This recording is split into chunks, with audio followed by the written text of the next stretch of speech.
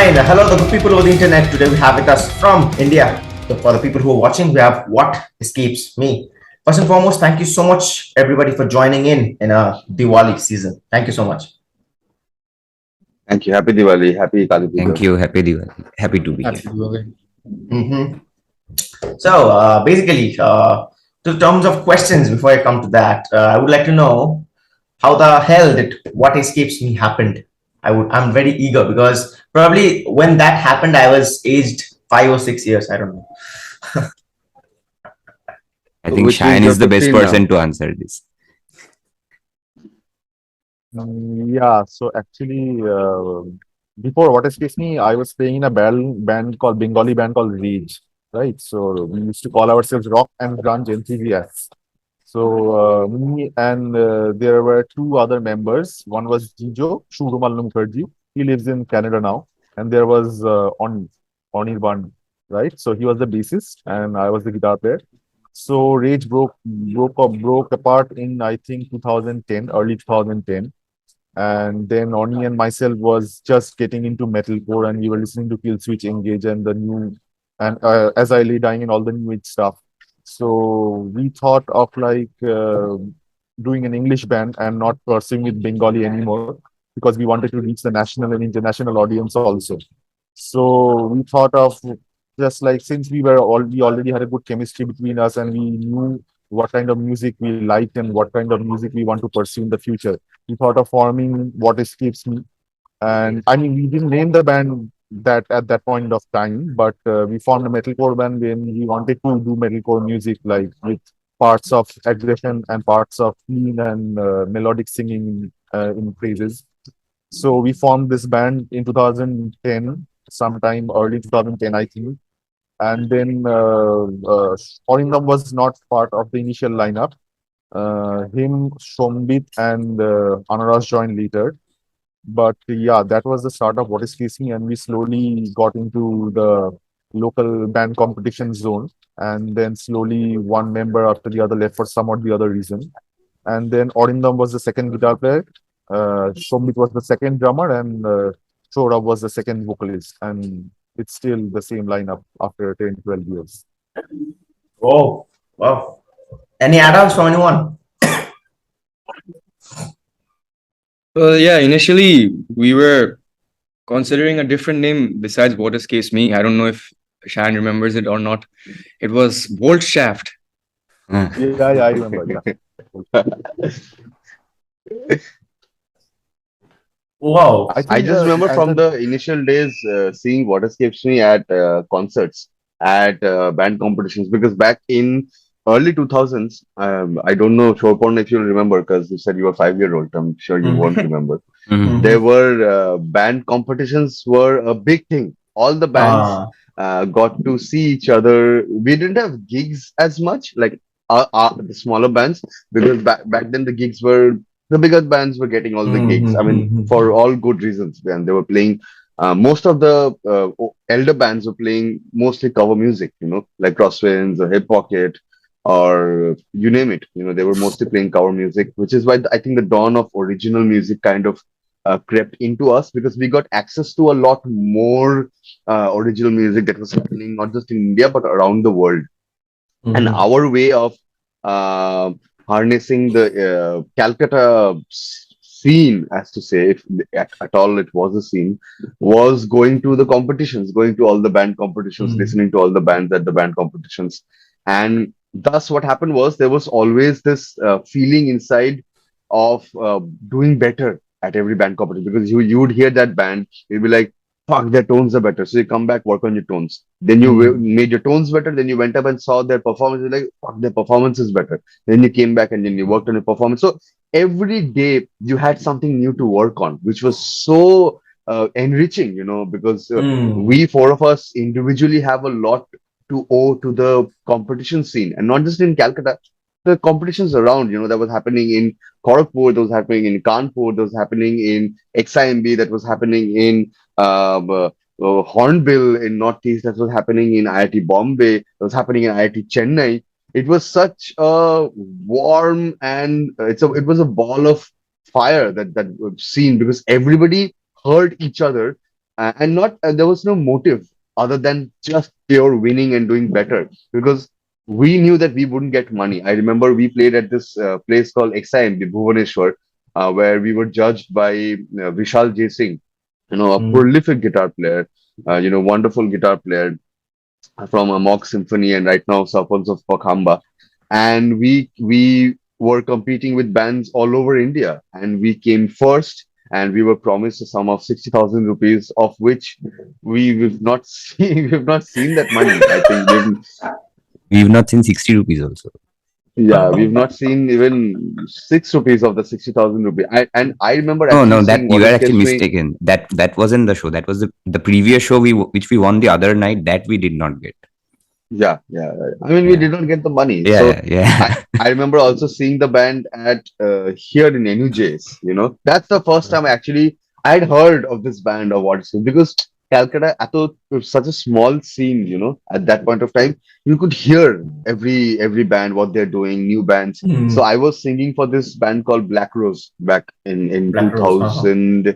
2010, 2011, and we were going for competitions as well. So we went to this competition called NUJS, the National University of Jurisdictional Science, and we went up on stage. We had a killer performance. We came down. We were like, "Yeah, man, we are coming first." And then What Escapes we went up on stage.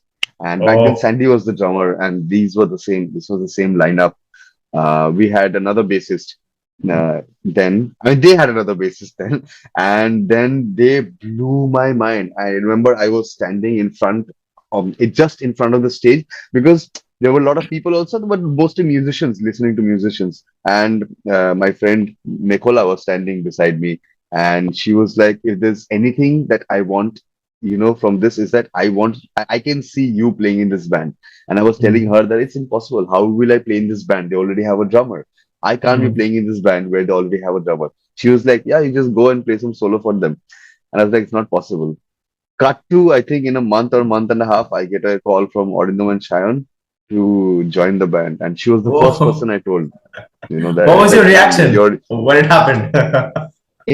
incredibly overwhelmed. I was super excited. I was elated.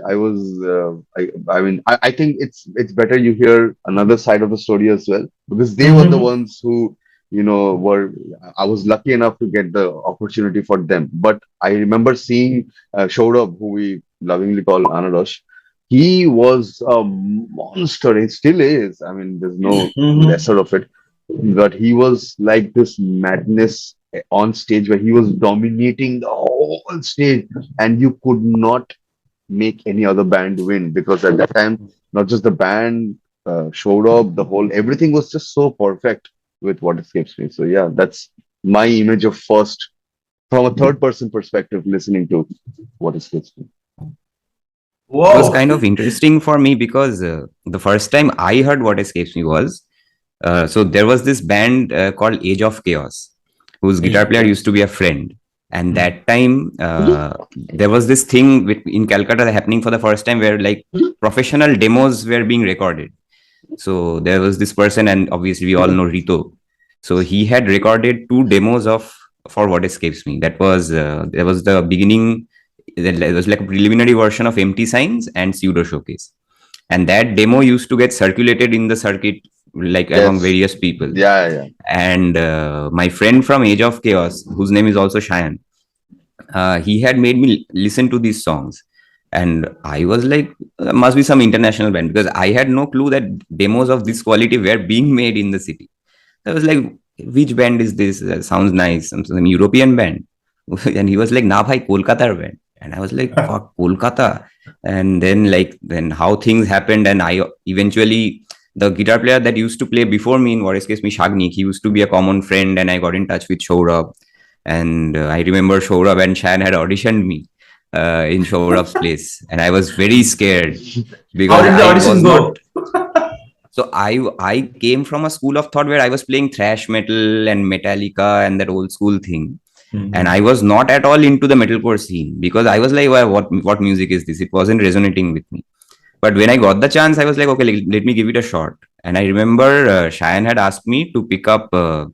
There's this song by As I Lay Dying called "Confined," So I remember I had picked that song up and I had auditioned for them. And when I went into their house, I was like intimidated because Cheyenne had long hair back then. He was a biker and stuff with gloves and jacket, and he's wearing everything. I was like, maybe he beats up guys for a living, in his free time or something. So then, so then the audition went pretty well, I guess, because Cheyenne said that, yeah, we can go ahead with this. And then after I joined, there was another whole history, which I am sure we'll get to later. But yeah, that was my initiation into the band. Wow. So 4 different interesting stories for one band. Huh? That's interesting. Fantastic. So I actually, like, before the podcast started, like, only Shanda was there. I was showing Shanda and Oridunda that my Spotify top playlist has your album Egress Point over there for like over 1 year. It's like over there, right? Before I come to the albums part, how did you guys come up with the name What Escapes Me? Like, how did you think of that? Like, there was a brainstorming session going on names. Like, the name is, first of all, so crazy. I love that. So yeah, take us through that. How did you decide the name? Yeah, as Shorav said, we were thinking of a few names when the band was formed. So Volshaft was one of it. I think Shorav only came up with that name, right? Shorav? I don't Volshaft? remember. Yeah. I have no. I think it was Oni only. Yeah, and then we were all trying to come up with names which would fit with the kind of music we were trying to do. And then we were pretty much decided on Volshaft for whatever reason I don't remember right I now. was the one against But that name, probably. I hated that name. yeah. So and then I remember one day we were sitting at Oli Pub and we were drinking beer, and then Oni suddenly came bursting into the door and said, I know a good name for the band, What Escapes Me. I said, yeah, that sounds very cool, but why What Escapes Me? He said, just think about it. It's like whatever escapes you when you're trying to do this band. It can be anything. You can put it in any which way you like, and it also fits in like it's like most of the metalcore band names that you see are like kind of a statement, like kind of a it's not really doesn't it's like a paraphrase. So yeah, so that way it fits in. So yeah, then we decided What Escapes Me fits right in, and we can go ahead with it. Also three letter, 3-worded band names were quite popular back then. All metalcore bands used like August Burns Red, What Escapes Me, and things like that. Like most metalcore bands used to have like 3 stop names. And it's kind of easy to remember What Escapes Me. That's it. Yeah. Like it's nowadays like, we I have think beautifully abstract in a way. Exactly. Like nowadays we have Bullet for the Valentine. It's like, oh my god, like It's not 14 nowadays. generations. I Not mean, nowadays. for me it's like nowadays.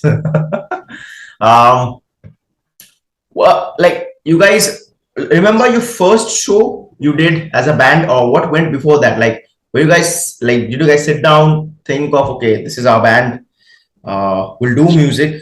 Well, and back then I was talking to Pritam with from Evil Conscience yesterday only, and he was saying that we were writing a blog for the Pit, which is coming on 5th November, and I was actually like, I actually called him and I was like, okay, tell me the history about Kolkata metal scene and all that, because I'm too young to know this. Okay, and he told me that exactly that kind of resonates with what Sambitha said, that back then there was a lot of band competitions, and also he said that from 2011, from the rise of 2011 to 2014, maybe there was a lot of gigs booming around the city, done by Fossils, Cactus, Crosswinds, and all of those legendary bands we all know. So he told me that the scene back then was limited to certain aspects. Like, for example, the YouTube was on the verge of happening, or it happened, but it was not so popular. We had Orkut back then, so everyone used to share from different stuff. So how did you guys think about, like, this is a band, we create music? How did you guys think about getting exposure? Or, like, for example, you created an album, you want people to listen to it. Now, how has that changed in the coming years? So my question to you, all of you, is, did you guys sit down, think about this is a band, and you just didn't have the means right back then, like, you just can't put DistroKid up and have songs on Spotify the next week. So how did that entire thing go? I would just start off by saying that actually we didn't have a plan. So, as you rightly said, social media and the online platform was not right at that moment, right now, at a position how it's right now.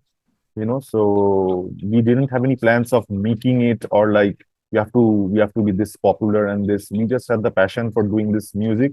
It was an honest passion. We wanted to create the best music that we could, and then improve every day, and then come back and again whatever corners we have cut and build on it again.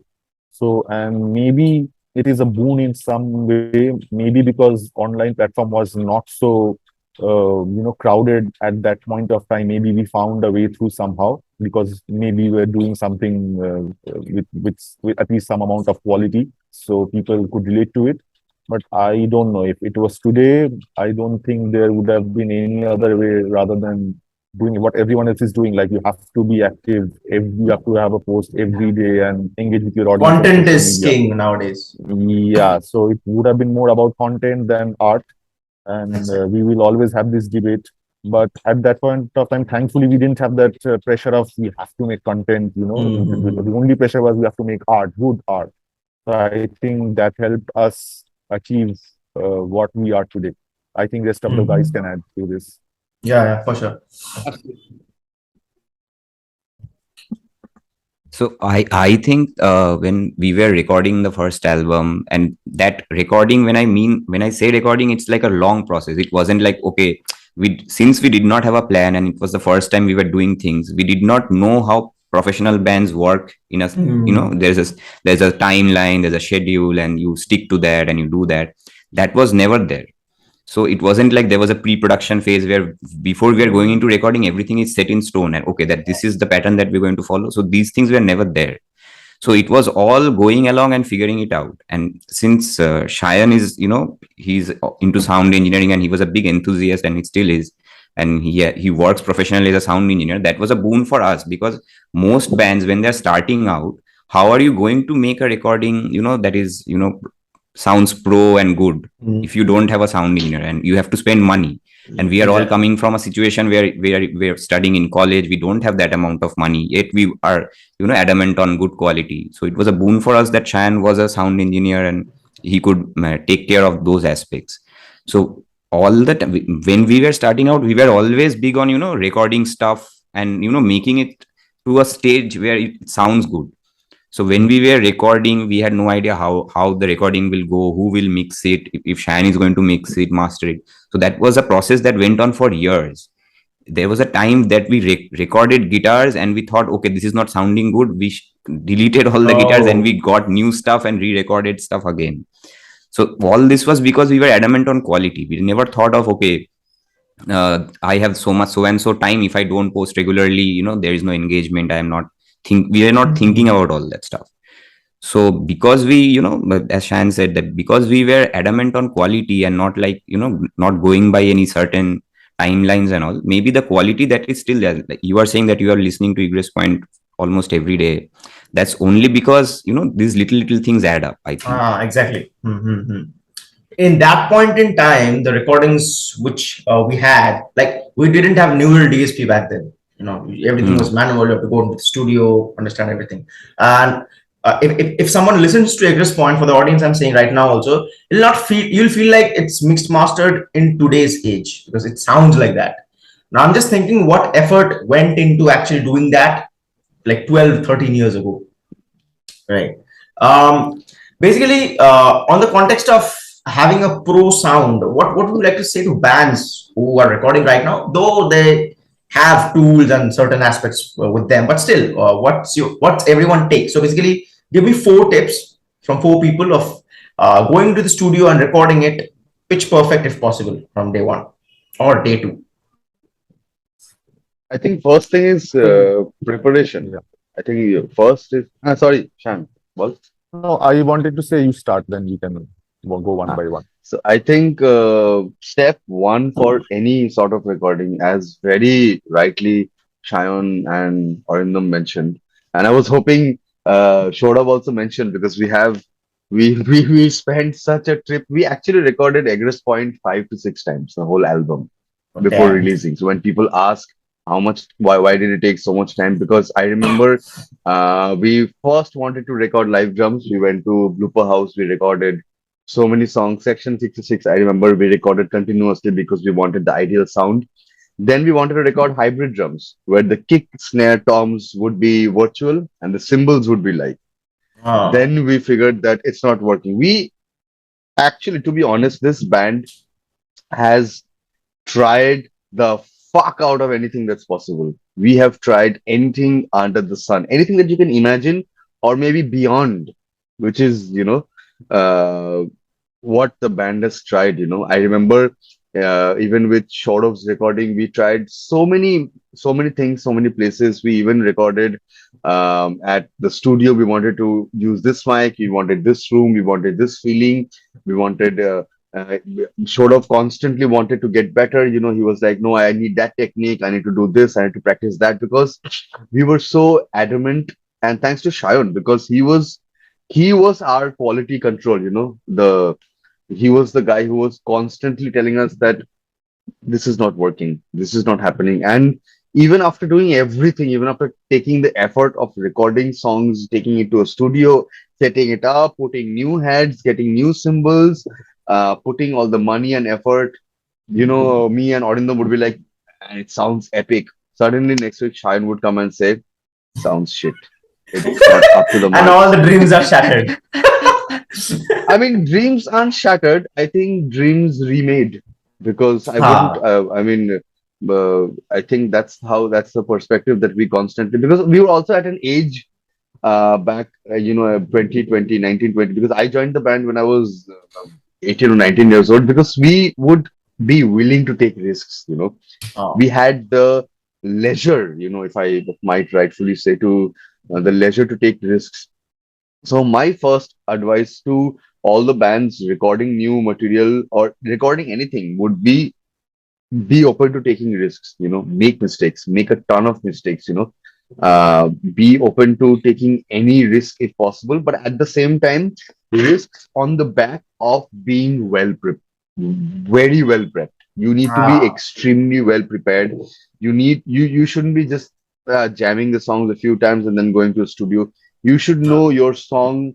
A drummer should know the songs, guitar parts, bass parts, vocal parts, everything, lyrics, what it means, what the perspective of the song is. Then You I need to feel. be playing everything. You need to be jamming with the band for at least a few years constantly. Hmm. We've spent a million hours in the pad there. We practice. We've constantly.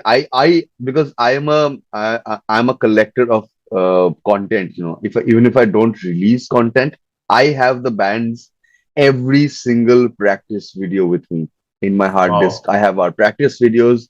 I have our jam sessions. I have videos of us chilling. I have videos of us fighting. I have videos of us discussing. I have videos of us throwing a band member out. I have videos of, you know, us being drunk. Because this is something that, I enjoy generally. I don't put out 90% of the stuff because it's not for everyone else to see. It's for us Hmm. to just be Within the grounded band. and Hmm. remember within the band. It's Hmm. just remembering who we were, because that Hmm. helps, that anchorage I feel is very important, because if you Hmm. constantly see yourself as kids, your humility kind of stays with you.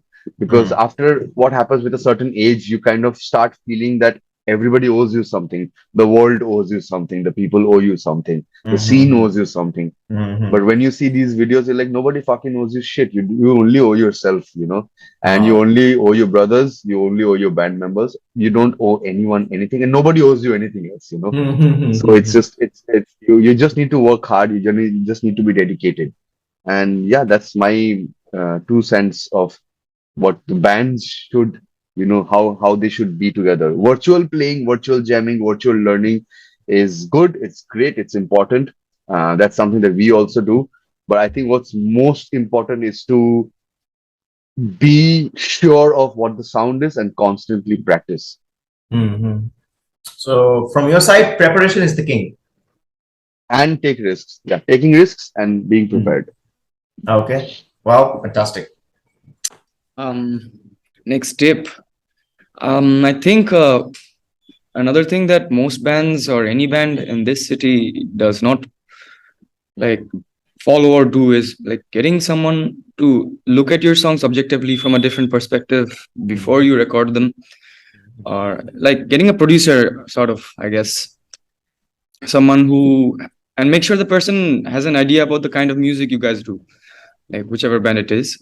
Like has been getting a producer who listens to the kind of songs you want to make or create, so that he can put in the inputs that you might be missing.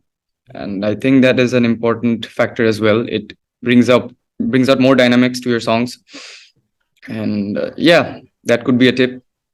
Like for us, Rituda was very helpful since he's also versed in the kind of music we do.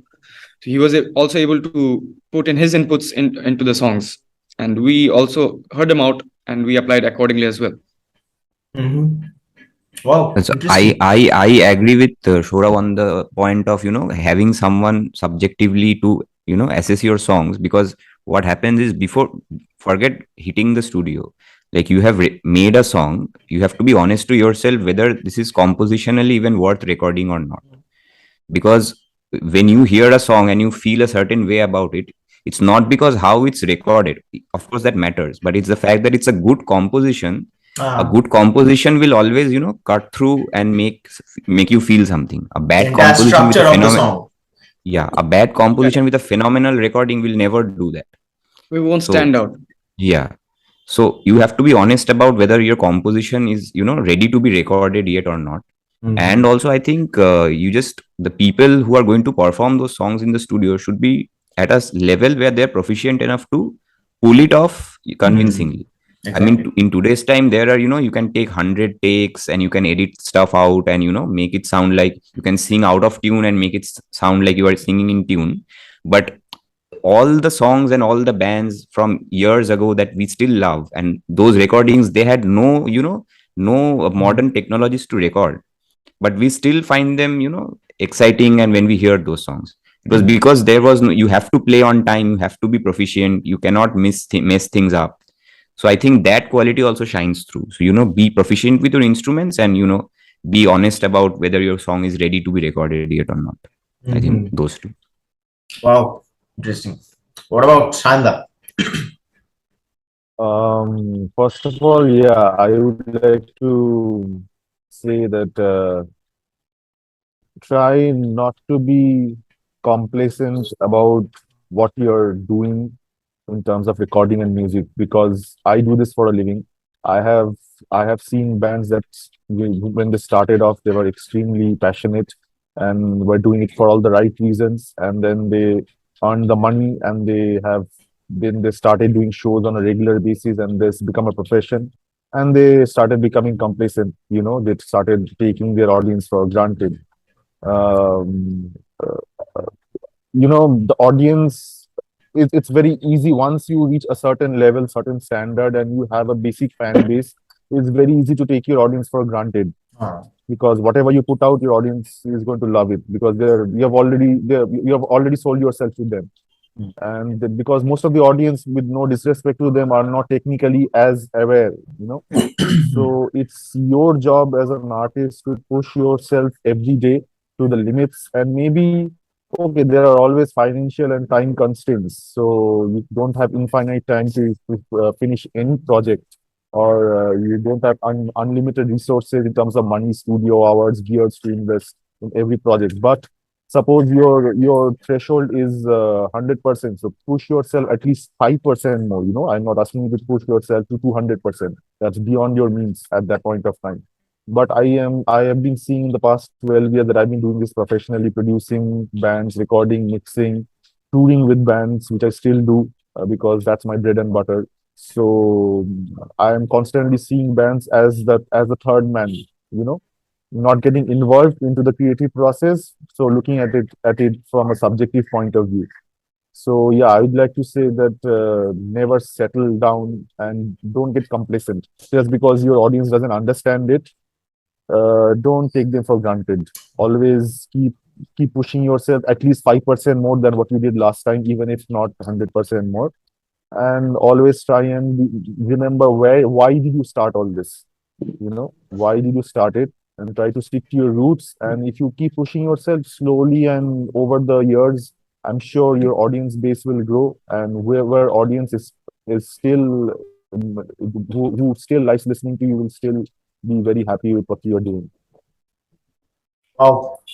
4 golden tips for the audience, I'm saying, for all the bands who are listening to this. And also, I might say this, like a lot of artists and bands also listen to the casts. So that was in the making of this, because I just thought of making a podcast where and also everyone, all of you know that there's a lot of gatekeeping that happens at certain points of time in this industry, in the music industry. So I thought, okay, what if up to a certain extent we can remove the gates and everybody can come and learn, because YouTube is a university right now, right? So that was kind of the history behind making this. Anyway, so 4 golden tips for all of the bands and artists listening to this. Follow these, because these guys are one of the best metal bands I've ever heard in my life. Well, I'm very young to call entire life, but still. So basically, 2000. What Escapes Me formed. Hey, you're laughing. What Escapes Me formed in the late 2009s, right? Mm-hmm. Yeah. And in 2012, section 66 part 5 happened, right? And did you guys release that as a single? Yeah. That was after our reformed lineup, which still exists today, barring our bass player who's not there anymore. That was the first song that we Not there anymore in the band. Yeah. Oh, yeah. He's alive. I hope so. But yeah, that was the first song we recorded, and we also tried fusing Indian instruments and stuff like that's laughing. That's an inside joke. Oh, okay. I understand. Yeah, so 2012 section 66 part 5 was the first single that we recorded and released on YouTube. So did it instantly take off or gradually took off? So actually, that song, before even it was recorded and released, when we were performing that song live, there was a different response to that song from the audience. We did not realize, and we still don't realize, why people who come to our shows like that song so much. But when we were performing it live, there was no Indian instrumentation or anything. So that was what I was saying. If a composition is good, you can add elements and embellishments to it to make it better. But if the composition is not good, no matter what experiments you do, it won't cut through to the audience. Exactly. So that song had a different vibe whenever we performed it live, and the audience reacted to it differently. So when we were recording it and after we released it, so there was already a small fan base who was willing to have a recorded version of that song. So I remember the day we released it, the Calcutta audience at least was very excited about it, and slowly because we also had the novelty factor of first time an Indian instrument was getting used in that song, and so slowly it picked up. Yeah. Wow. And also in 2016, Egress Point happened, right? So how did you guys sit, and what was your brain positioning at that point of time while you were thinking of, okay, we can make an album? How did you guys sit? Like, did you think, okay, we can make an album, these were the songs, the compositions was there. How did you guys sit and brainstorm this entire thing, Egress Point? I think Anand should answer this. Yes. Anand would answer this better. He came up with the name Egress Point. So the name Egress Point came out because I was Shan came out with it. No, I did. You forgot. You did. Oh.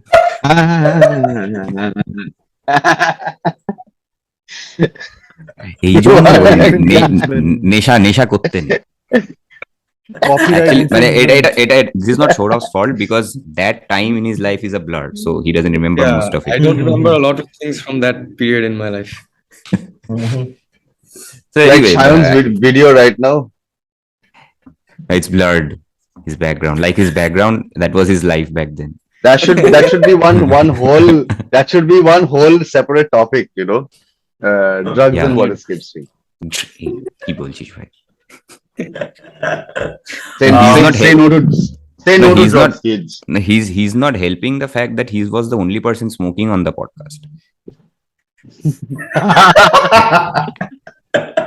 Remnants of the past. Oh damn. No, so Anyway, anyway, I mean, yeah. Mhm. So the name, apart from the name, I think his question was how did we, start prepping for the album and how did we decide? Okay, now we should record the album. Mhm. I actually can't remember what was the discussion. And do you remember? Yes, it was the band telling me that enough is enough. Stop all this trial and error. We have done enough number of times. Now it's been going on for 6 years. Now whatever comes out, just deal with it and mix it, and we have to release it. It's enough. That's it. That's how we decided. We have to release it now. That's half truth No, because no, I so- remember Shine. No, I remember discussions with Cheyenne. Like one day I would go to his house, we record, and we were like, "Bhai, heavy shonache, sounding damn good." And 1 week later, Cheyenne was like, "Oita hocche na," and we were not Oita. sure like what is oita, what is this magic that he's looking for. So he was like, "Okay, now tube amps will do the trick." The first time we got hold of a tube amp, we recorded. Cheyenne was like, "Bhai, Yeah. cracked it." And then again 1 week later, no, we need a cab. So it was like and then we finally settled on we did this show at Breganza, the music store. Braganza. So Andy James was coming to Calcutta to do a clinic come show kind of a thing, and Breganza was somehow involved with that entire thing, and they had approached us to play a show at Breganza. And they were also showcasing Laney Ironheart amps, the amps made by Laney. Lenny. So that show we were using the Laney Ironheart amp, and somehow we really enjoyed. China and myself really enjoyed how the sound was coming out, how we were feeling while we were playing through it, and we decided, okay, this is the amp that we are going to use for recording our guitars on the album. And we took it on loan from Breganza, and in fact we recorded the guitars at Saurav's bed living room. Saurav's living room. The Yeah, same I room have I'm a- using right now. Yeah, it's a I have big a ass room. video Yeah. of the amps being set up in someone's living room while Saurav was fucking playing football. He was playing football in the living room while No, he was these people playing Mouse Hunt. Mouse Hunt, but আমার কাছে ওই বলের video আছে একটা fluorescent red ball যেটা he's playing, and these guys are setting up amps which are cost more than our lives. You know, they're setting up amps which at that time anything happened would cost us more. মানে we literally have to leave the amp and run away. মানে আমাদের এত টাকা নেই যে আমরা অ্যাম্পটা কিনে আবার we could pay Breganza back. And this guy And it was Calcutta. playing- অ্যাম্পটা কিনতেও পারবো না, টাকাই দিতে হবে। আমার কাছে নেই অ্যাম্পটা। And yeah, so they set up the whole thing in Saurav's living room. And in case the incident happened of breaking the amps or something, the ball hit the amps. Even if you guys don't have money, you can give Saurabh to them. Take this guy. I'm a good football player, so no worries. Take this guy. Yeah, I but mean, you it play wouldn't football. have happened. It wouldn't have happened because it didn't happen. Because if it did happen, we wouldn't be here giving you the podcast. So it didn't happen. It's like time travel. It didn't happen. Mhm. It Okay, won't okay. happen. It's not possible. Fortunate enough. We are Anyway. fortunate enough. Yeah. So we set up the amps and everything at Saurav's house, and we started recording. Cheyenne got hold of two huge ass, speakers for us to listen to what we were recording, because he was also working with a live sound rental company that time. So he put Thanks in to some Friends tape. of Shiva. Yeah. Yeah, Friends of yeah. Shiva. Friends of Shiva. So- Yeah, I would just also like to support. thank a lot of my friends and all these people who supported us, because otherwise, without Oh, them, yes. we would have never Yeah. been able Impossible. to achieve this Yeah, quality. Arnob Roy, the guitar player of Shondata, he helped us immensely with his guitars and everything. Still does. Then Still Yeah, does. yeah. still does. Then Friends of Shiva, PC, the Kyle. So I don't know anyone. So everyone kind of involved in the making. So these are I mean, very yeah, small people who the small helps that come along the way. You cannot measure them, but Exactly. those are- yeah. Priceless. Yeah, Nikita for the LED for our live concert. that will come to Egress later. Point. That will come And to later. also Adil for giving his Mesa Bogi for in insanity. Yeah. Unbelievable. Yeah, These yeah. friends have supported us blindly, and not at the cost of money, just at the cost of friendship. Oh, Nothing wow. else. I love that. Yeah, because Calcutta, it's impossible to afford these kind of gears in Calcutta. It's Yeah. not like America. You go to a rental and rent it out by the hour. You don't get it. First of all, very few people own it, and even if they own it, they won't. You can't just go and ask anyone to give their 3 lakh rupee amp just for recording. Exactly. They won't trust you. So these Yeah. guys, thanks a lot to where we are right now. Thanks a lot to them. Wow. Yep. For sure. For sure. Arindam.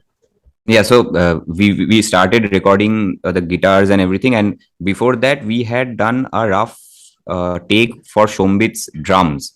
He played on a V drums, virtual drums, and we had routed it through MIDI, and we got our basic drum sound ready, because at that time we did not have, first of all, Calcutta did not have a studio where we could go in, record live drums and have the quality that would be up to the mark for us. So we were thinking that, okay, let's capture Shombit's performance on virtual drums and have that performance trigger the MIDI onto a virtual drumming software. So his performance was there, but the drums tones were sample tones. So the drum track was ready, and we started playing guitars on it. After we finished the guitars and the drums were there, the bass was done, and then that was brought to a decent mixing level by Cheyenne, and then we went to Rito's studio to record vocals for Show. So yeah, that's how I remember that happened. And we recorded the sarangi also over there. Oh yeah. We recorded the sarangi also. And And love the Saroj- sound, of the Indian instruments. Mm-hmm. Yeah. We recorded That vocals was- at studio outboard or in Insanity, not at Rhythm. No. We are talking about Egress Point. Egress Point. Yeah, you are still in the blood.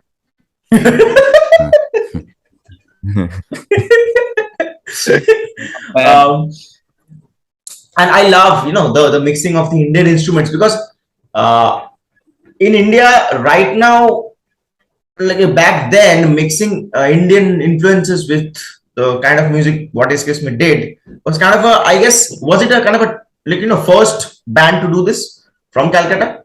What do you guys think? I think we were the first band in the world to do that, and it was all because of Wow. Shombit's conviction, because he was very convinced that this will create a new sound.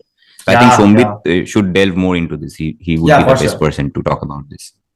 I don't think so. I think it's all four of us. Definitely, I come from a very dominant Indian classical background. My father is a tabla player, so that sound is something that's constantly. It's like an obvious sound that's already been in my life. And the moment I joined What Escapes Me, honestly, I had no clue or any idea of what to do, of any fusion of sorts happening. I was plain. I was a young kid filled with anxiousness, anxiety, and the only burst out and a lot of angst also. So the only place we could burst out was in What Escapes Me, and all of that energy was channeled to the band. I think the day this kind of happened was Anarosh and Joy were at my place. We were drinking and smoking, and we were listening to some of the demos, and Anarosh was experimenting with his fry techniques. I clearly remember the night. We three were just chilling, and something kind of went from one place to the other, and I just happened to discuss that what if we use Sarod um, in the song section 66. And I remember Anarosh telling me, what if sitar, what if we use sitar? I was like, yeah, sitar is also good, but sitar has so every Indian string instrument has something called a sympathetic string. Like you play the first string, but it also has resonating strings. So if you play any note, there are at least a few hundred strings underneath it, sometimes 70, sometimes 60, depending on the instrument. The notes resonate.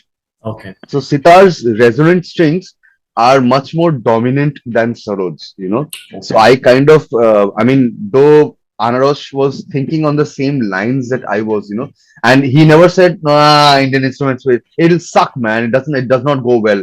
Because I heard a lot of people say that Indian instruments back in the day, Indian instruments and metal are a killer, it'll make metal sound not sassy enough. The metal is going to sound like a pussy, I heard a lot of that, happening. And you guys were like, fuck that, we're gonna do it anyway. Yeah, because it's an experiment. I mean, as I said, taking risks. As I said in my first point, you need to take risks. And Yeah. immediately Anand was like, yeah, it's gonna be epic. It's gonna be epic. We're gonna get a Grammy or sorts. So I was like, yeah, cool. So I remember I went to, so we met at practice with Odindom and Shayan at our practice pad. And immediately everybody was like, yeah, man, it's going to be epic. Let's record the Sarod. By then, none of them had heard, none of us, nobody had heard how the Sarod will sound. But just the idea was, they were like, yeah, let's do it. So I remember going to the Sarod player, Pratik Srivastav. Man, what a wonderful guy. He didn't charge 1 rupee for making What Escapes Me's song the greatest song till now. Wow. He was just again enthusiastic. I went to his place, I discussed with him, he was like, yeah, let's do it. And I remember making him pick up the whole song because I was under the idea that we will play the whole song will have sorrow. But then we reached the studio and Shan was like, let's just have it in the chorus. Let's just have it. Let's not overdo the sorrow because that is Uh, something we won't be able to tour with. The band will not be able to tour with a sorrow player just for one song. So let's keep him as an embellishment, as an element that comes in the song and goes out. Yeah, and let's have him play a small solo in the drop. Because the drop generally was without anything. It was just a so Shannon's idea was let's have him play a solo because Indian instruments have this habit of playing solo a lot, because they are yeah. not rhythm instruments. The melody Mhm. instruments in Indian classical are not rhythm. As we call it in our language, it's not a sangad instrument. It's a lead Sangad instrument. instrument. Ah. It's a lead instrument. It's something that's in front. Mhm. So that's when I think Pratik killed it. He just got the feeling of the song immediately, and on spot he played the choruses. He played actually Arindam's line. Arindam had to compose a whole different thing behind him, and he played Arindam's line, and he played a solo. And I think the That was metal the scene first in take. The India, solo is the first take that he first remembers was take, the final take. it Yeah, was all a final take, improvised, by yeah, the way. everything Wow. improvised. And it was an immediate. I remember I would go to other cities and people who would not even know where is the band from, what the band does, and they would be discussing about the song. And that's pretty much like a short history of a 1.5 year long struggle. It's impossible to Mhm. shorten it, but that's sort of it. Wow. Again, Like I so. I'll harp just Hmm.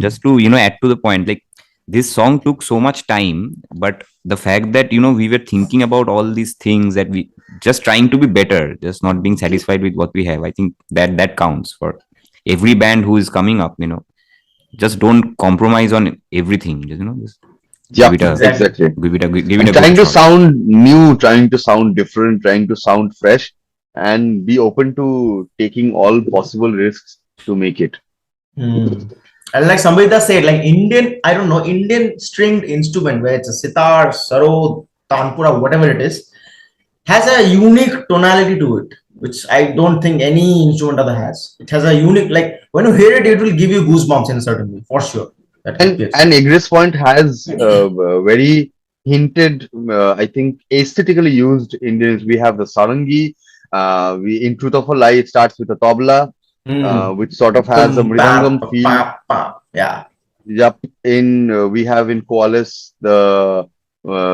we have the sarangi. In the end of My Reality, we again have the sarangi kind of coming Hmm. back. Hmm. Hmm. So it's something that was used very tastefully. We didn't want to use it because we wanted to forcefully make it sound Indian so that it's palatable to audience around the world. We just wanted to use it because we thought it's nice. Cool. We It's didn't think that fantastic. it'll create a market. We didn't think that we will make Indian metal a market. Hmm. We just wanted to make something like you make a guitar riff. We wanted to make a sarod riff. So that's it.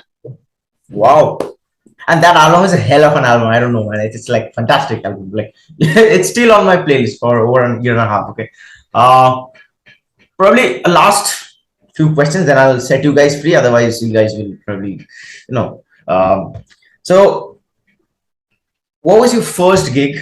This is a fire question, rapid fire question. What was your first Oh gig shit. as a band? What was your As this best setup, gig? Yeah, as the setup. What was your first gig? What was your best gig? I know that's subjective. And what was your worst gig? I think let's start with Oh, Anadosh. I have good ones for the worst gig. Mm-hmm. First gig, I will not be able to answer that question for obvious reasons. Uh, best gig, I guess it was the one we did at Shillong for NH7 Weekender. I think Yeah. because of the fact that it was So fun. which It was year a lot was of fun. it? This was in 2018, right, guys? I think 2017. 17. I think. 17, 17. Yeah, Yes. yeah. 17. So yeah, we had a lot of Steven fun. Wilson. Steven Wilson, yes, he was Yeah. right next Oh, to our green We, room. we were Like we were sharing Mo- curtains with Steven Wilson. we could see him Mohini De, Steve exercise. Vai also came, I guess. No, No, No, no, that no. was That's a different. not the Nah, same year. Mm-hmm. Yeah. This Okay. was the one with Steven Wilson. He was right next to our green room. Like we could see him doing jumping and exercising, getting warmed up for the show. So that was a really good show. Also because the sound and lights were amazing. The people were like having a lot of fun. It was crowded, and everybody responded to our music and reciprocated with us. So it was a good show. It was the best show for me personally. I had a lot of fun. Wow. Wow. And And Anadash's worst worst gig. First gig. Everybody's Uh, interested in worst the gig worst gig. First gig and worst gig. I think the first, First gig gig was you the don't good gig. remember. Yeah. But I remember it being the worst. Yeah, that's how I remember it. The first gig. Yeah, it was definitely. The worst. Hey, hey. It was Worst with gig, I think the Sandy. Like, contender definitely is the Bhuvaneshwar one. No, you're talking Worst about gig. BIT Sindri. No, no, How no. can you I forget understand BIT? that was a that's fun pub. gig. That was a fun gig. No, but not with this lineup. Oh, not with this lineup. Okay, okay. Ah. With this Yeah, lineup. with this lineup, Bhuvaneshwar, that where Shomit created that bawal about Oh, food. right. Yeah, What some was pub that? or Yeah. something. It was a scary Something gig. happened with the food or something. We I were, don't Oh, remember right. fuck. Yeah. No, but yeah, you know, What am I missing? uh, What am I missing? What am I missing? Horrible hospitality. We had to travel in a bus without Uh-huh. any reservation Mhm. to Bhubaneswar and then play a gig in I a, remember in a horrible space. Chronics on us and some other band was also playing. I think there was like a pub in Bhubaneswar where we were supposed to play, and we played the show and we came, and there was no one to We didn't let us finish the know. show. Cops We came didn't in, finish. no? Oh right, cops came in. Damn, what Yeah. happened? Oh God. So When- we when- had when we we called by a certain organizer, Mhm. no name drop because I'm sure they were also doing it new. They wanted to help. So there's no angst or anger or anything Mhm. against them. Mhm. But at that age, you don't have this maturity, right? What we have right now. We don't have this perspective that everybody's trying. You're like, yeah, fuck everyone. So we were called to Bhubaneswar and we had to perform at this pub and we were playing with Chronic Zone. I remember we went to Bhubaneswar in a sleeper bus without reservation. So we were sharing Oh. like one seat would be for one band, and that seat was taken up by our equipment. So in order to shoo other members from the bus away, we were smoking chillums inside the bus.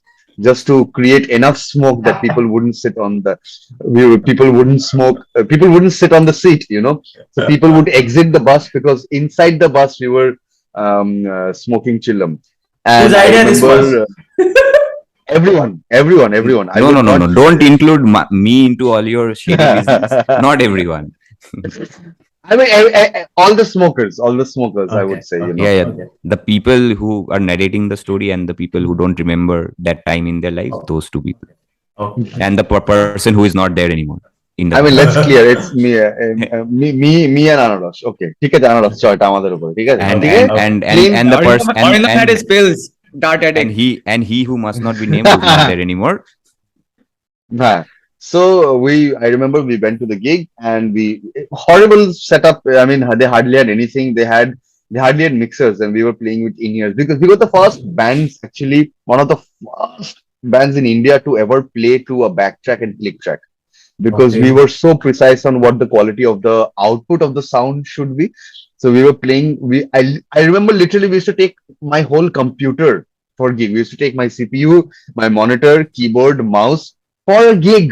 The desktop, gig the whole used to- desktop. whole desktop was taken because we didn't have laptops back then, which could run that system, Yeah, we So couldn't afford MacBooks.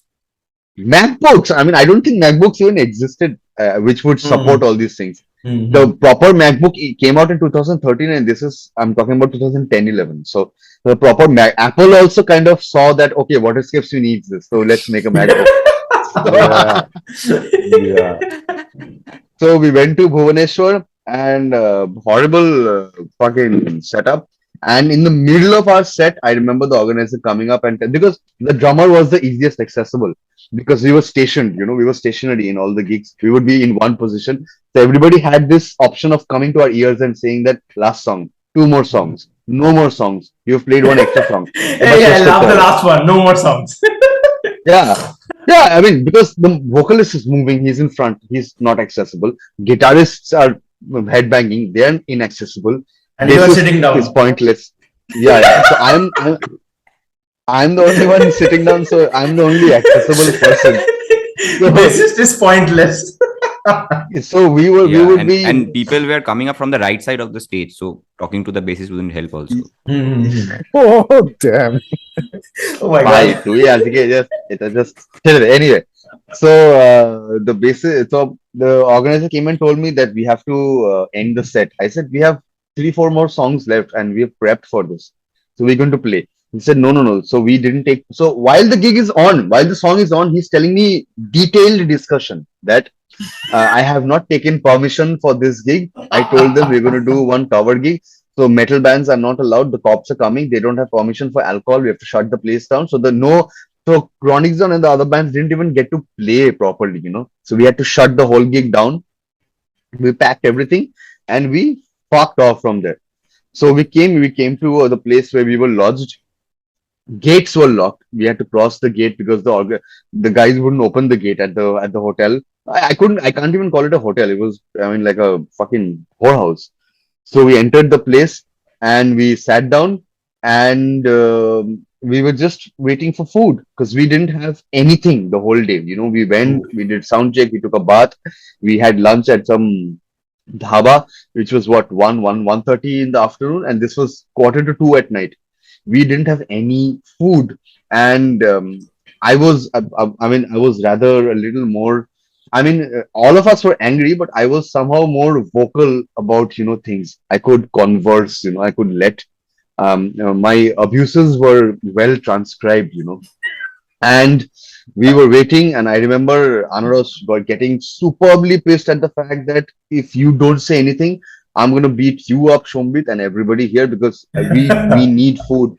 And Anaros constantly was like, I need food, I need food. And everybody, all the band members, everybody, like all the 3 bands were like, where the fuck is the food? But none of them were ready to speak to the organizers. So they all were like, Shombit, you need to go and convey our emotions to the organizer. And the organizer finally at 2:30 came in with a bunch of veg chow and used plastic spoons, and I just sat him down in the middle, and it was the end of it. He never did another gig.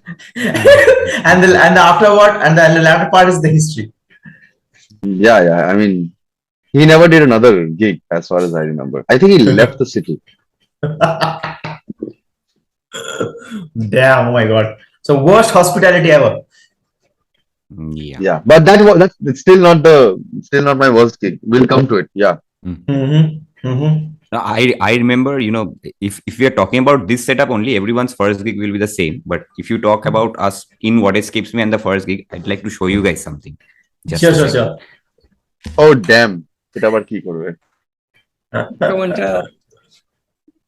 Orindam is the most proactive member amongst us.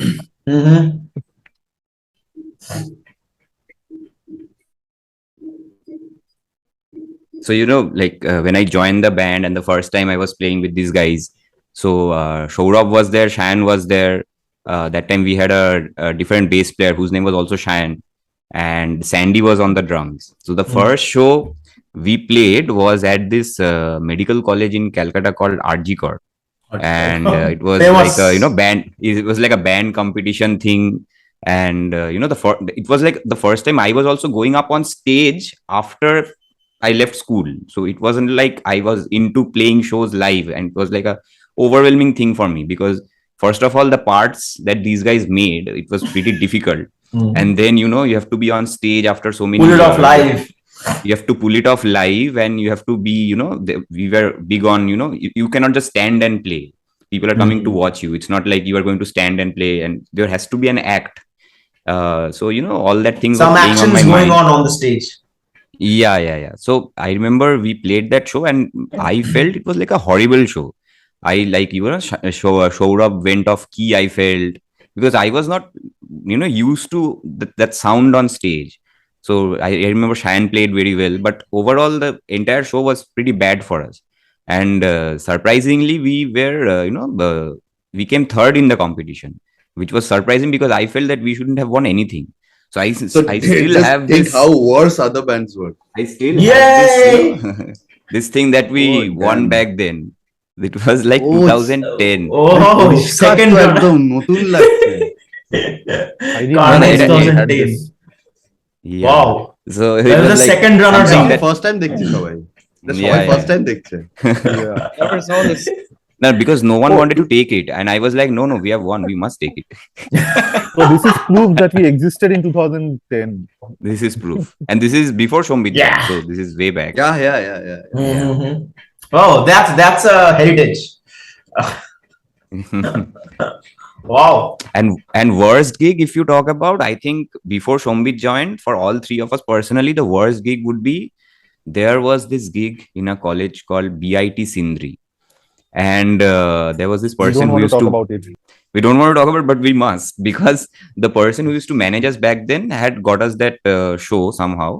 And when we were, it was like a car travel from Calcutta to Sindri. So we were going. There was a stopover in the middle where we met the organizers, and there were two cars going, taking us into Sindri and things like that. And the organizer came to the car, and it was like he was like, wasn't there supposed to be a female performer in the band? Okay, and we were like, no, we are all that there is. And we were like thinking something is not right. So we went to Sindri with our manager back then, and we went up and we saw the stage, and we see that on the stage the poster is of the Ganesh talkies. We went to the stage, and we saw that the poster on stage was of Ganesh talkies and not What Escapes Me. And we were like, Ganesh talkies is not here, because we are friends with them. And then suddenly we think, oh, he was talking about a female performer. He was talking about Suasha, who was the vocalist of Ganesh talkies. So the organizer is under the impression that Ganesh talkies is coming to perform, but I don't know what mismanagement or what miscommunication happened, or landed up was What Escapes Me. And obviously there is no sound palette similarity between What Escapes Me and the Ganesh talkies. So we were like, and we saw the audience and the type of people who were coming to for the show, and we were like, there is no chance that we are not going to get beaten up or thrown stones at, because that audience, first of all, Shourav was a heavy growler back then. He was not into screaming that much, and they will think it's like some dance of the devil is happening on stage, right? So we were very scared. And then that organizing team had some person who was a minister's son or something, and we were literally scared for our lives. Like, what is going to happen? Forget the money. Are we going to make out of here alive? Because that organizer, the person who was some minister's son or something, they wanted a copy of our set list.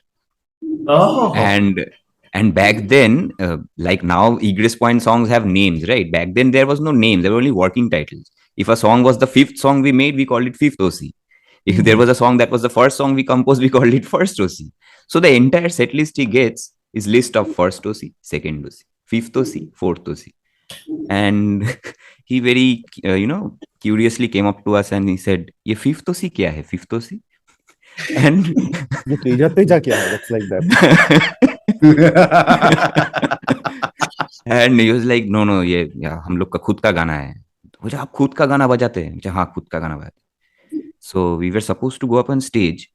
So we climbed the stairs on stage, and we see that there is some Punjabi dhol player and a DJ on stage. who were under the impression that they're going to play with us. So we were basically Bloodywood before Bloodywood was Bloodywood. Oh. And we were like setting up, and the DJ was like, "Okay, start playing." And the poster was still there of Ganesh Talkies. Poster was still there, yeah. That time, Yeah. Shubham from Chronic Zone used to play in Ganesh Talkies. Suasha was there, and Rohit, the bassist, was there. So their pictures were on there, at the backstage thing. So we were like, the Punjabi dhol player is saying, "Okay, chalo start karte hain." And like, "Aap kya kar rahe ho?" And he was like, "No, hum log bhi bajayenge," and all that.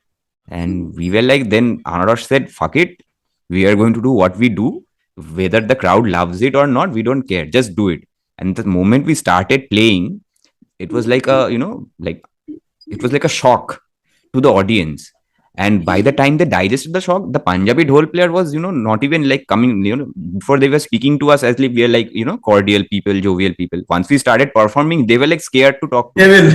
ये कौन है? Who are ये क्या हो these रहा है? people? ये अरे कौन ये है? तो क्या हो रहा है? ये तो अच्छे लोग लग रहे थे अभी तक and all that. And then we started playing, and then suddenly the crowd also started enjoying, because it was like a Oh. fun thing for them. Mhm. Okay, something weird is happening, but we are enjoying. Mhm. And then we did 4-5 songs.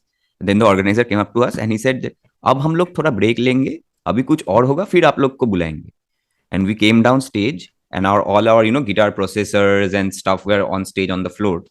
And suddenly we see some people dressed in tribal Indian clothing with leaves, and they were like oil and stuff on them. They're going up on stage, and suddenly we see there's lighting sticks on fire just above our guitar processors, and they're doing a fire show over our equipment.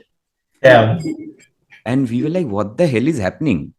And by the time the fire show we went up on stage, we were like, all our processors were drenched in that oil and everything.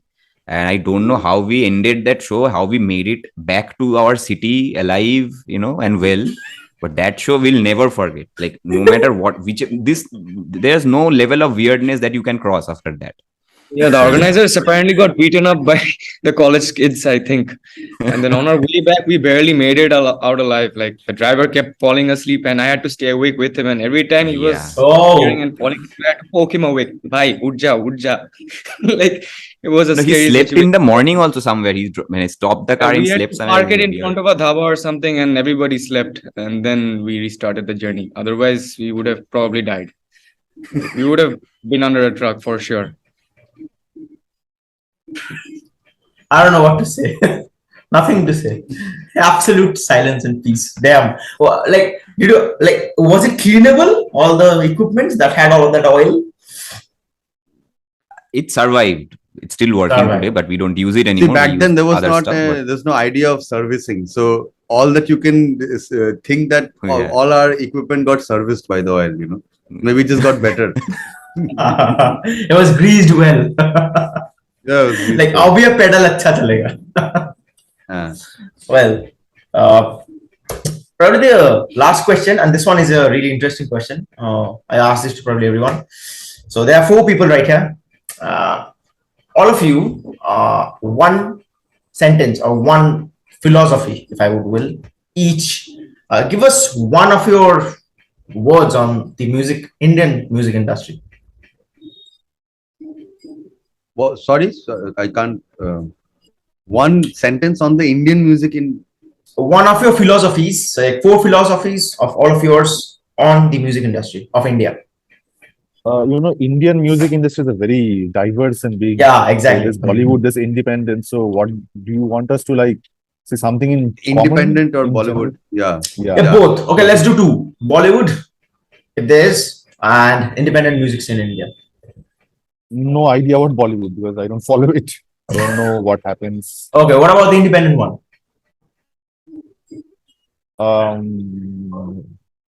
I think everyone needs to go back to the roots. They are forgetting their roots and they're trying to have shortcuts. So I would just like to say, just go back to the roots where you started from. That's it.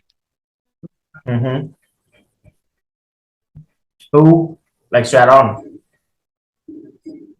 So, if you are talking about a philosophy, I don't know how to put it exactly in the Indian indie space. I mean, everyone who is performing in the indie space will have different philosophies. Are you specifically talking about philosophy of being in an indie band or something like that? The independent music scene of India. Yeah. So by philosophy, you mean like if I am going to be in an independent music band or artist, Mhm. like the philosophy that I Mhm. would Yeah. follow. Okay, okay, okay, okay, Exactly. okay, okay. So I Oh, think I thought your philosophy on the Indian music scene. मैं oh, तो okay, okay, like one. What I thought. okay, okay. Mhm. So I think that if you are coming into a space where you are going to be an independent musician, firstly realize that out of 100 people, maybe only a handful of people are going to make it to a point where this is going to become their bread earner. So you must be aware of the fact that this may never be, a profession for you. But if you're passionate about it, you must continue doing it. But if you're wanting to make this, like your soul living thing, then I think you must be practical about certain things that you can do with it or without it. So I think if you're being an independent musician in India, you must be, aware that this may not be your bread earner. But if you're passionate about it, you will find out ways around your passion that will help you sustain yourself while continuing the music that you love. So I think that philosophy is something that we should keep in mind. And if this works out for you, you break out and you become a huge ass star and you start earning for yourself, then that great. But out of 100 people, maybe it will happen to a handful of people. But so you must be aware of the fact that this may not happen. Okay. I think So I there's would a stick to that philosophy. risk and success Risk side versus, by side. practicality. Yeah. Wow, I love that. Exactly. And Sort of also, I that. think, yeah, I think if you're doing this as an independent artist and like, don't think about the outcome in the end, just stick to it, stick to the art, be true to yourself, and do this honestly and never quit. It doesn't matter if you break out or not, just do not ever quit. Stick to it till you fucking die. That's my motto. I'm gonna do this till the day I die, and that's how I wanna keep on doing it. That's it. Well, lastly, we have our I Sambit. think my take on Bollywood because I'm also kind of closely associated, staying in Bombay, seeing a lot of Bollywood artists, working with them, and being around them. One take in Bollywood, I would be like, uh, try and be less of a wannabe and more of original who you are, because Bollywood has this, and I'm not saying it in a bad way.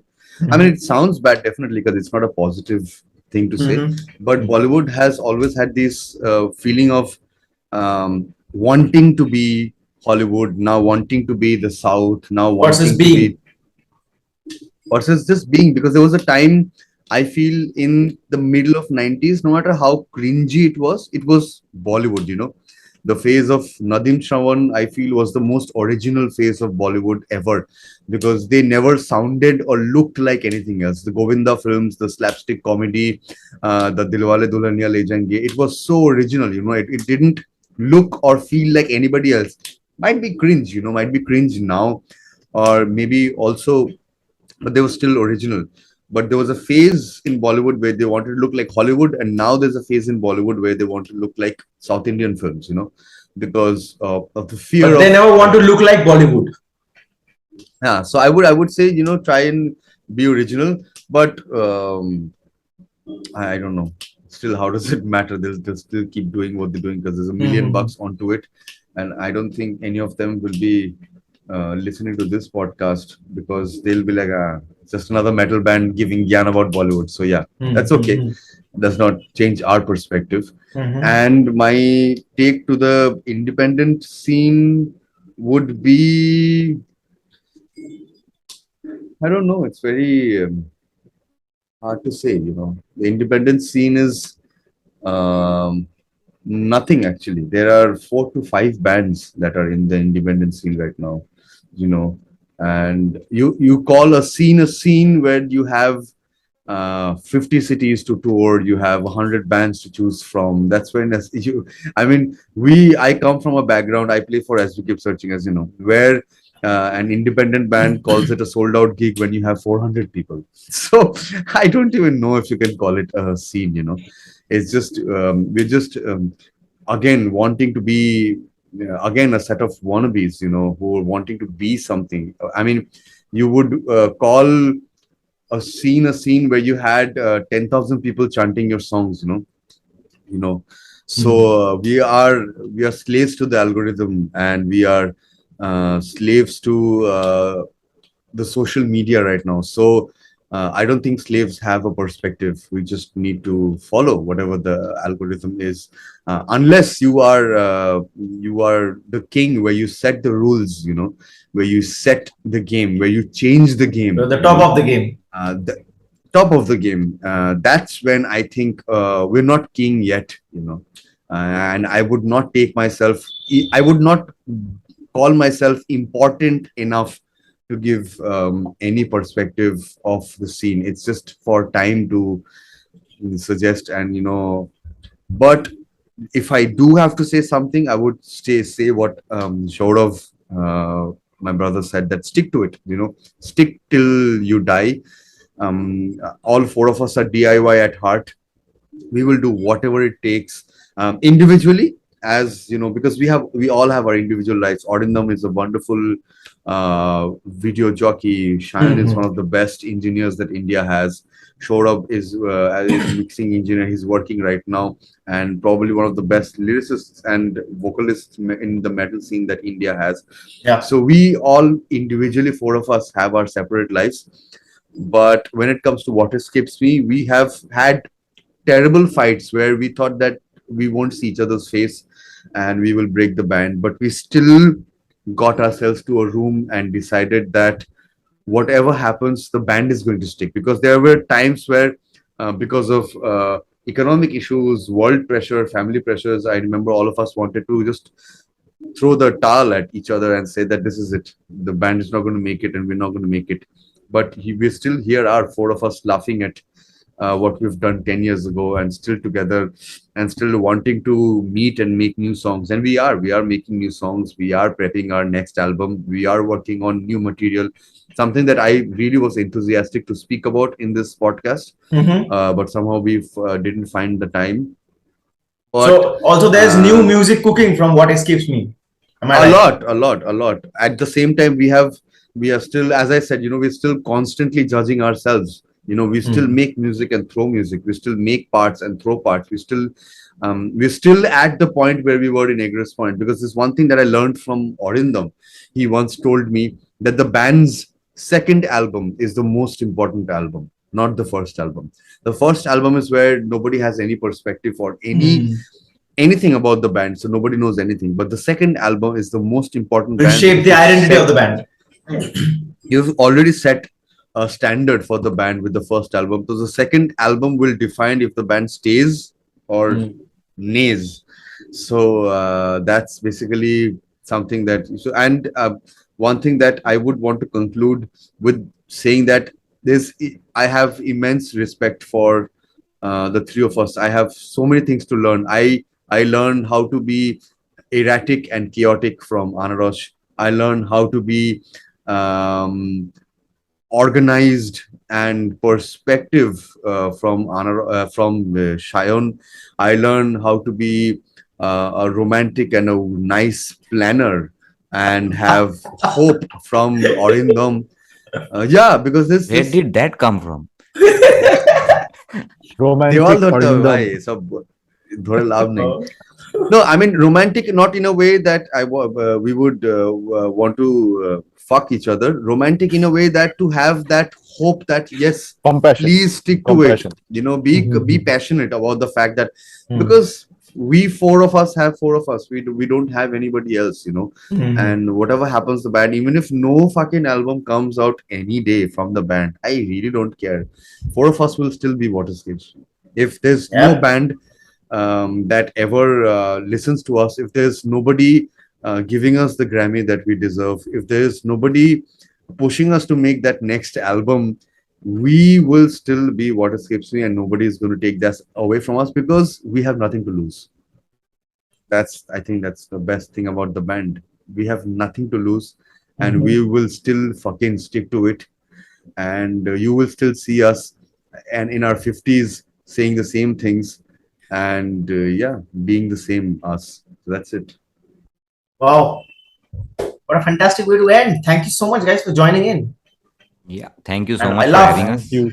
Thank I love the conversation that just happened. So once again, all of you have busy work, and thank you so much for taking some time out. And for the audience, I'm saying I'll leave all of the, like, these guys don't need introduction, but still I'll leave all of the links of all of the works these guys have in my description. Please do check them out. And once again, a happy We Diwali. just to have all of an you. album and a single. It's not very tough to not. I'll leave everything. I leave everything from Facebook to their website to YouTube, everything. Okay.